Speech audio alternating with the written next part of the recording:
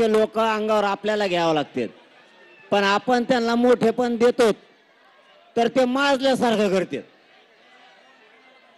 त्याच्यामुळं अभ्यासकांनी मान दिल्यावर मान घ्यावा या मताचे आम्ही आहेत. तुमचं सुद्धा योगदान आहे. म्हणून तुम्ही जर फोन आल्यावर बदलत असतान, आम्ही पण सोपे नाहीत मग एवढे. त्यामुळे अभ्यासाची गरज नाही.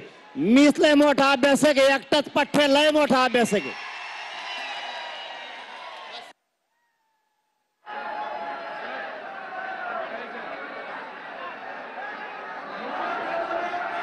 तर सरकारकडनं GR येईपर्यंत या ठिकाणी राधाकृष्ण विखे पाटील मात्र जरांगे यांच्या सोबत या ठिकाणी आहेत. तर माणिकराव कोकाटे आणि उदय सामंत मात्र इथून निघाले. तर मराठ्यांचा एकीकडे जल्लोष सुरू आहे की हैदराबाद गॅझेटचा GR आणि इतर मागण्यांचा GR जो आहे तो काढला जाणार आहे. त्या GR वर आमचा विश्वास आहे असं जरांगे पाटील यांनी म्हटलं. त्यामुळे ते आता GR ची वाट पाहतायत.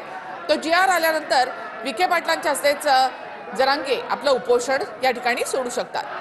आज जरांगेंच्या उपोषणाचा 5वा दिवस आहे आणि त्यांचं उपोषण यशस्वी 100%. पुढची भूमिका काय असणार? अर्ध्या तासामध्ये GR निघेल. GR नंतर मग ते 100% त्यांनी कबूल केलेलं आहे. जरांगे पाटील शब्दाला पक्के आहेत, त्यामुळे ते 100% उपोषण मागे घेतील. त्यांच्या मनासारखा निर्णय शासनाने घेतलेला आहे. मुख्यमंत्री 2 उपमुख्यमंत्र्यांचा कसा सकारात्मक परिणाम?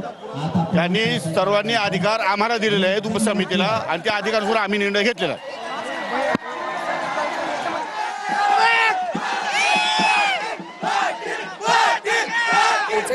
तर दुसरीकडे मराठा आंदोलकांनी या ठिकाणी जल्लोष करण्यास सुरुवात केली आहे. सरकार सकारात्मक आहे असं आधीच मुख्यमंत्री देवेंद्र फडणवीसांनी स्पष्ट केलेलं होतं आणि आता माणिकराव कोकाटे यांनी सुद्धा सांगितलेलं आहे की मुख्यमंत्री आणि दोन्ही उपमुख्यमंत्री सकारात्मक होते आणि त्यांनी संपूर्ण अधिकार आम्हाला दिलेले होते. मसुदा जो आहे तो जरांगे पाटील यांना वाचून दाखवण्यात आला. त्याच्यानंतर हा मसुदा अभ्यासकांकडे वाचनासाठी देण्यात आला. याच्यानंतर त्या ठिकाणी वकील जे आहेत त्यांच्याकडे हा मसुदा पुन्हा एकदा तपासण्यासाठी देण्यात आलाय आणि आता अधिकारी जे आहेत तो GR आणण्यासाठी गेलेले आहेत. अगदी अर्ध्या पाऊण तासामध्येच अधिकारी जो आहेत ते GR घेऊन या ठिकाणी व्यासपीठावर येतील आणि विखे पाटलांच्या हातूनच जरांगे कदाचित उपोषण जे आहे ते आपलं सोडू शकतात. GR हातात आल्यानंतर जल्लोष करू, उत्साहानं आनंदानं आपला आनंद जो आहे तो व्यक्त करू असं जरांगे पाटलांनी म्हटलंय. मात्र जोपर्यंत GR हातामध्ये येत नाही तोपर्यंत आपलं उपोषण सुरू राहणार असं जरांगेंनी म्हटलेलं आहे. ए आवाज पाहिजे रे, आवाज.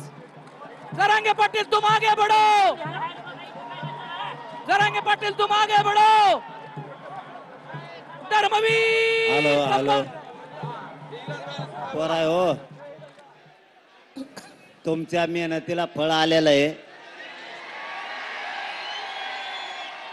कुणी काही जरी बोललं, खोटी नाटी माहिती दिली, विश्वास ठेवू नका. कोणी उचकीत असता आपल्याला उचकायचं नाही. जर सरकारनं काही चुकीचं केलं तर तुम्हाला शब्द देतो, जर ह्या GR मध्ये आपली फसवणूक जर झाली, खालच्या 1-2 ओळीत हैदराबाद गॅझेटच्या, मी तुम्हाला शब्द देतो, महाराष्ट्रात एक बी मंत्री नेता मी फिरून देणार नाही. हा शब्द आहे माझा. त्यामुळे कोणी काही म्हणलं तरी विश्वास ठेवू नका. शांत राहा, सरकारवर विश्वास ठेवा.